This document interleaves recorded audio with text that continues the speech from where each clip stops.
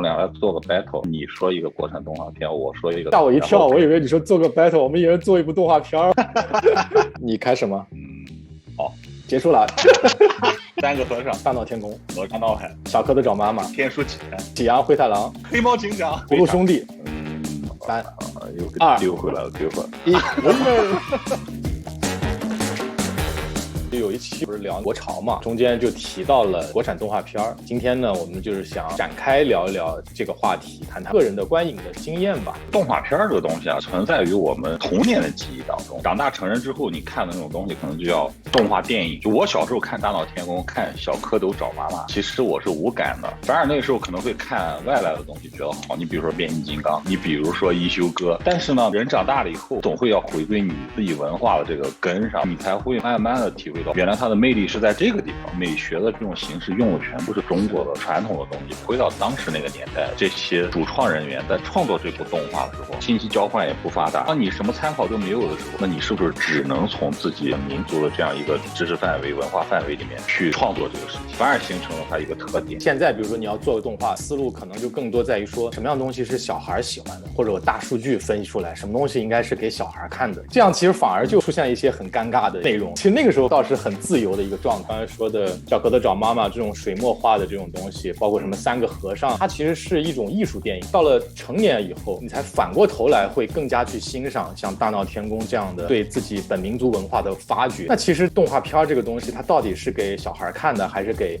成年人看的，它并不是一个定论，它只是一个表达的手段。这2年开始有很多跟动画片相关的一些事件啊，比方说之前天书奇谭这样经典的片子 4K 修复上映，掀起了一波热潮，对国产动画的回顾。这2年呢，又有各种各样的大片，大圣归来呀、哪吒呀、大鱼海棠啊，在当下那个环境当中都是引起了不小的热议，票房上也有很显著的一个体现。那说说看最近那部雄狮少年这个片子算是挺长在我的点上。第一个，之前大圣归来这种片子还是基于一个传统经典故事在演绎的一个动画，你会有一个预设。但是雄狮少年这个片子，我觉得它最好一点就是它真的是在讲中国人的故事，就是当下在发生的很多事情，社会的变迁造成的一些东西，剧情内容是非常扎实的。这部动画的3D 的这个特效啊，舞狮这个东西上面是有一些毛发，有很多 detail， 但是比较难的一个点，需要一些力学的计算，然后才会让它显得非常的真实。我就想到了当时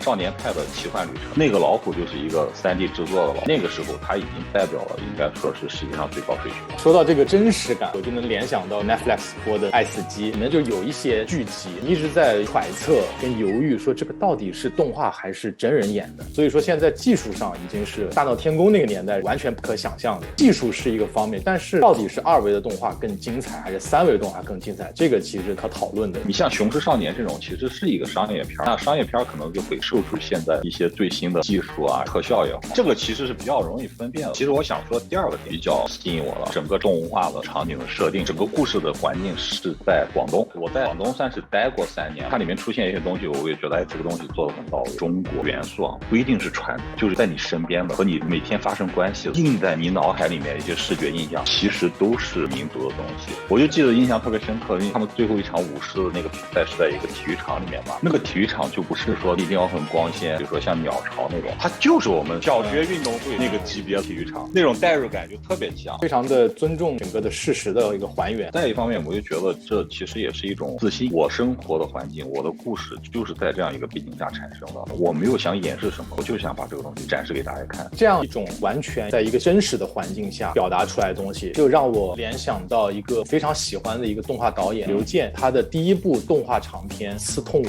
基本上靠他一个人去完成。它里面整个的画面、整个的用色啊，各方面你就想到精敏的《东京教父》。它里面有些细节，就是说，首先里面的音乐有3首歌都是左小诅咒的。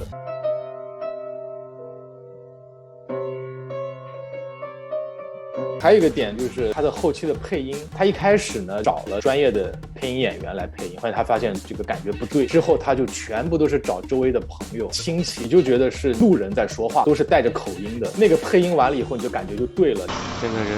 变化真是太快了。行了，人如活，树如死，你呀，这是回去说的什么时候就发了呢？继这个片子7年之后，他又创作了第2部动画长片《大世界》。《大世界》呢也获得了当年的金马奖的最佳动画长片奖。整个片子的调性还是非常明显的，能看出这个导演强烈的个人风格和特色。他们这些动画可能就是比较偏成人动画。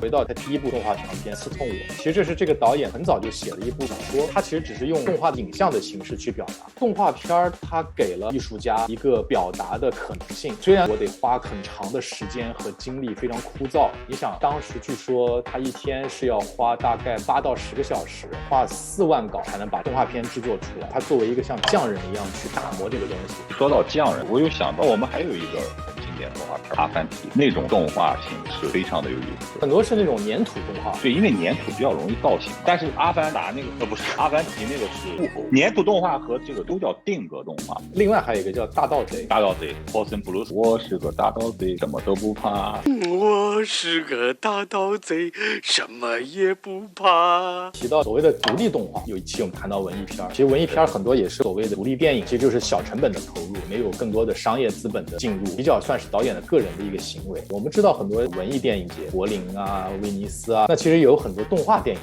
节，一个是法国昂西国际动画电影节，一个是叫萨格勒布国际动画电影节。这个电影节跟中国有很大的渊源，当时那个小蝌蚪找妈妈获得了第3届的萨格勒布动画电影节的1等奖。另外就是加拿大渥太华国际电影节、广岛国际动画电影节、斯图加特国际动画电影节。上海其实在88年跟92年做过2次动画电影节，而且在88年的那一届上海国际动画电影节呢，一位后来大名鼎鼎的动画界的人物，他的片子有参与过那届的比赛。约翰拉塞特，他创作了《玩具总动员》历史上的第1部3D 动画长片。可以说就是在做独立动画的这些创作者，应该算是业内走的比较往前的一些人，也是这帮人的存在推着整个行业往前走。就包括你刚才列举的一些电影节啊，通过我们这个频道能把这个信息散播出去，让喜欢又跃跃欲试的这帮同学们赶紧去创作自己的东西。有想法就一定要实践起来，而且动画片它其实非常好入手的这样的一个形式，去表达的形式。